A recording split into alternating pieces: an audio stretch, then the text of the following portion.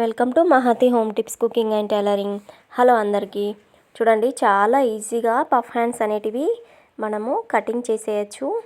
చూడండి, మనం మామూలు హ్యాండ్స్ లాగానే కటింగ్ చేసి పైన పఫ్ కోసము కొంచెం ఎక్స్ట్రా అనేది కట్ చేయాలన్నమాట.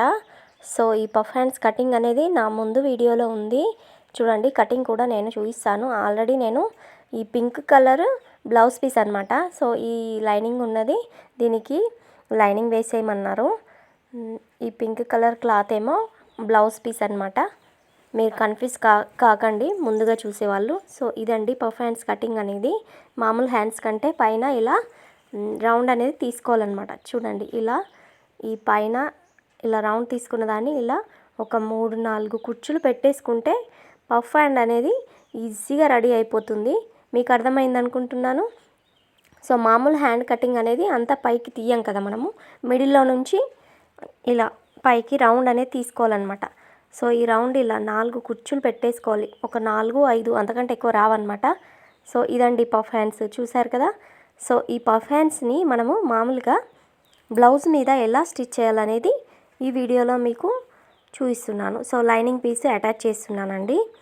ఇదైతే నాకు ఇచ్చిన కస్టమరు ఇలా నా దగ్గర ఇంకొక బ్లౌజ్ పీస్ ఉంది, ఇది ఎలాగో నేను కుట్టుకోను వాడను అని చెప్పి దీన్ని లైనింగ్ కింద వేసేయమన్నారనమాట. సో లైనింగ్కి అతుకులు పడ్డాయి, చూసారు కదా.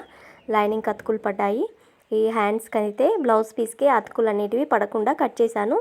మీకు ఈ కటింగ్ నా ఛానల్లో ఉంటుంది. ఈ బ్లౌజ్ పీస్ కటింగ్ అనేది ఖచ్చితంగా వెళ్ళి చూడండి. పఫ్ హ్యాండ్స్ కటింగ్ కూడా దాంట్లో ఉంటాయి. నేనైతే పఫ్ హ్యాండ్స్ స్టిచ్చింగ్ అనేది ఈ వీడియోలో చూపిస్తున్నాను. సో లైనింగ్ పీస్కి అయితే అటాచ్ చేస్తున్నాను బ్లౌజ్ పీస్ని. చూడండి, ఇలా అటాచ్ చేసేసిన తర్వాత బ్యాక్ పార్ట్ అలాగే ఫ్రంట్ పార్ట్ మనం రెడీ చేసుకుంటాం కదా, షోల్డర్ అనేది. చూడండి, ఇలా లైనింగ్ అటాచ్ చేసుకున్న తర్వాత ఎక్స్ట్రా పార్ట్ అనేది వీడియోలో చూపిస్తున్న విధంగా ఇలా కట్ చేస్తున్నాను. సో మనం ఎప్పుడైనా ఏ హ్యాండ్స్ అయినా, పఫ్ హ్యాండ్స్ అని కాదు, ఏ హ్యాండ్స్ అయినా సరే, చిన్నపిల్లల ఎవైనా సరే, ఫ్రాక్ హ్యాండ్స్ అయినా సరే, ఎవరి హ్యాండ్స్ అయినా సరే, ముందు 2 హ్యాండ్స్ ఇలా లైనింగ్ స్టిచ్చింగ్ చేసిన తర్వాత ఒకదానికొకటి రివర్స్గా పెట్టేసుకొని ఇలా ఫోల్డ్ చేసుకొని ముందుగా ఇలా ఫోల్డ్ చేసుకున్న తర్వాత కరెక్ట్గా మనము 2 హ్యాండ్స్లని సైడ్లకు అలాగే పైన ఒకటి వేరే రకంగా, ఒకటి ఇంకో హైట్లో ఎక్కువ తక్కువలు ఉంటాయి కదా, వాటిని అలా ఉంచకుండా ఇలా 2 హ్యాండ్స్ని ఒకే రకంగా కట్ చేసుకోవాలన్నమాట. దీనివల్ల ఏంటి ఉపయోగం అంటే, మనము సైడ్ జాయింట్లు చేస్తాం కదా, హ్యాండ్ అలాగే బాడీ పార్ట్ మనం జాయింట్ చేస్తాం కదా, అప్పుడు మనకు ఇక్కడ correct body part hand part joint చేసే దగ్గర ఒకటే డాట్ దగ్గర మనకు వీటి కుట్టు అనేది ఒకటే డాట్ దగ్గర వస్తుందన్నమాట. సో ఇదైతే వాళ్ళ మెజర్మెంట్స్ తగ్గట్టు నేను ఇలా లైన్ అనేది వేసుకున్నాను. సో 2 హ్యాండ్ పీస్లను ఇలా రివర్స్గా ఫోల్డ్ చేసుకొని ఒకదానికొకటి మిడిల్లో ఒక టక్ ఇచ్చేసాను. చూడండి, కొంచెం ఇక్కడ ఒకటి ఎక్కువ తక్కువ ఉందని ఇలా రౌండ్ అనేది తింపేశాను. ఎక్స్ట్రా క్లాత్ అనేది 2 కరెక్ట్గా ఉండాలి. 2 హ్యాండ్స్ ఇలా ఒకదానికొకటి రివర్స్గా ఫోల్డ్ చేసుకొని నేను ఫ్రంట్ పీస్లో హ్యాండ్ చంక డౌన్ ఉంటుంది కదా, సో ఇలా కుచ్చులు ఉన్నా సరే, పఫ్ హ్యాండ్స్ అయినా సరే, ఏదైనా సరే ఫ్రంట్లో మనము చంక డౌన్ అనేది తీసేసాను. చూడండి, చంక డౌన్ ప్లేస్ ఫ్రంట్ పార్ట్లో వచ్చేటట్టు చూసుకోవాలి. ఇలా పెట్టేసుకొని మిడిల్లో అయితే టక్స్ ఇచ్చాను కదా, సో నేనైతే ఇలా ఒక చివర నుంచి ఇంకో చివర ఇలా మీకు అర్థం కావడానికి కొలుచుకుంటూ చూపిస్తున్నాను అనమాట. చూడండి, ఇలా చివర నుంచి కొలుచుకుంటూ ఇక్కడ మిడిల్లో ఒక టక్స్ ఇచ్చాను కదా, ఆ టక్స్కి మధ్యలో క్లాత్ ఎంత గ్యాప్ ఉంది, ఎన్ని కుచ్చులు పడుతున్నాయి అనేది మనకు అర్థమవుతుంది అనమాట. సో నేను ఆ ప్లేస్ నుంచి కుచ్చులు అనేటివి స్టార్ట్ చేస్తాను. సో ఈ ప్లేస్ నుంచి కుచ్చులు స్టార్ట్ చేస్తాను కాబట్టి 2 సైడ్లు ఒకే సమానంగా ఇలా పెట్టేసుకొని టక్స్ అనేది ఇచ్చేసాను. సో నేను ఆల్రెడీ కొలుచుకున్నాను కాబట్టి చివరల నుంచి స్టిచ్చింగ్ అనేది స్టార్ట్ చేస్తున్నాను, మిడిల్లో నుంచి స్టార్ట్ చేయట్లేదు. సో పఫ్ హ్యాండ్స్ లేకపోతే మిడిల్లో నుంచి స్టార్ట్ చేసుకోవచ్చు, కుచ్చులు అనేటివి పెట్టుకోవాలి కదా. సో నేను చివరల నుంచి కొలుచుకొని పెట్టుకున్నాను కదా, సో చివరల నుంచి ఇలా కుట్టడం అనేది స్టార్ట్ చేస్తున్నాను. నేను ఎక్కడైతే టక్ అనేది పెట్టుకున్నానో అక్కడ నుంచి కుచ్చు అనేది స్టార్ట్ చేస్తాను. చూడండి మనము ఫ్రంట్ పీస్లో కుచ్చు అనేది బుగ్గలాగా రావాలి కాబట్టి ఫ్రంట్ సైడ్ ఇట్లా కుచ్చు అనేది ఫ్రంట్ సైడ్ పెట్టేలాగా చూసుకోవాలన్నమాట.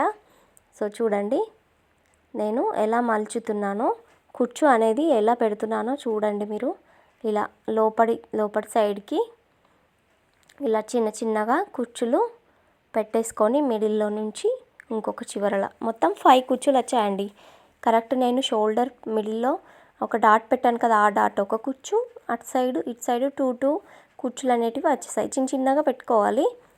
మరీ ఎక్కువ పెట్టుకుంటే హ్యాండ్ మొత్తం బుగ్గ చేతుల్లాగా అనిపిస్తుంది అనమాట. మనకు పఫ్ అనేది చిన్నగా ఇలా పైకి వచ్చినట్టు ఉంటేనే అది చిన్న పఫ్ హ్యాండ్ లుక్ అనేది వస్తుంది. చూడండి ఇలా కుచ్చు పెట్టుకోవాలి. కొత్తగా ఇప్పుడు ఈ వీడియో చూసేవాళ్ళు, పఫ్ హ్యాండ్స్ నేర్చుకునే వాళ్ళైతే ప్లీజ్ నా ఛానల్ని సబ్స్క్రైబ్ చేసుకోండి. అలాగే ఒక లైక్ ఇవ్వడం మాత్రం మర్చిపోకండి. ఒక లైక్ ఇవ్వండి. అలాగే నా ఛానల్లో కొత్తగా ఇంట్లోనే ఉండి బ్లౌజ్ కటింగ్ స్టిచ్చింగ్ నేర్చుకునే వాళ్ళకి చాలా వివరంగా అర్థమయ్యే విధంగా ఎక్స్ప్లెయిన్ చేస్తూ అలాగే స్టిచ్చింగ్ చేస్తూ నేర్పిస్తున్నానండి. మీరు ఒకసారి నా ఛానల్ విజిట్ చేసి చూడండి మొత్తం 5 కుచ్చులు అనేటివి వచ్చేసాయి. ఇగో ఇలా పెట్టేసి ఇంకొక చివరల కూడా మనం చూసుకోవాలి. క్లాత్ అనేది ఎక్కువ కాకుండా కరెక్ట్గా చూసుకుంటూ స్టిచ్ అనేది వేసుకోవాలి. నేను ఎప్పుడైనా ఎవరి బ్లౌజ్ అయినా లైనింగ్ పీస్ ఉంటే ఇలా 2 స్టిచ్లు వేసిన తర్వాత చివరల మనకు ఓవర్లాక్ మిషన్ ఉండదు కాబట్టి, సో చూడండి కుచ్చులు ఎంత బాగా వచ్చాయి. ఓవర్లాక్ మిషన్ ఉండదు కాబట్టి చివరల కూడా ఒక కుట్టేస్తాను. పోగులు అనేటివి బయటకు లేవకుండా 1/2 ఇంచ్ గ్యాప్తో హ్యాండ్ అనేది స్టిచ్ చేయాలన్నమాట. చూడండి 1/2 ఇంచ్ గ్యాప్తో హ్యాండ్ స్టిచ్ అనేది నేను చేసేసాను. ఇలా చేసేయాలి. చూడండి చివరలో కూడా ఇంకొక స్టిచ్ అనేది వేస్తాను. మొత్తం 3 స్టిచ్లు వేస్తానండి. ఎందుకంటే కస్టమర్ మన బ్లౌజ్కి ఒక్కసారి మన బ్లౌజ్ని చూస్తే ఇంకా తిరిగే లేదు, వీళ్ళకి మళ్ళీ పట్టేయాలి అంటే బ్లౌజ్ పీస్ వీళ్ళకి కుట్టడానికి ఇవ్వచ్చు అనే రకంగా కుట్టి ఇవ్వాలన్నమాట మనం. చూడండి పఫ్ హ్యాండ్స్ ఎంత బాగా వచ్చాయో, చిన్నగా పైకి లేసినట్టు అందంగా అనిపించింది. చూడండి నచ్చితే లైక్ చేయండి, షేర్ చేయండి. Thank you for watching.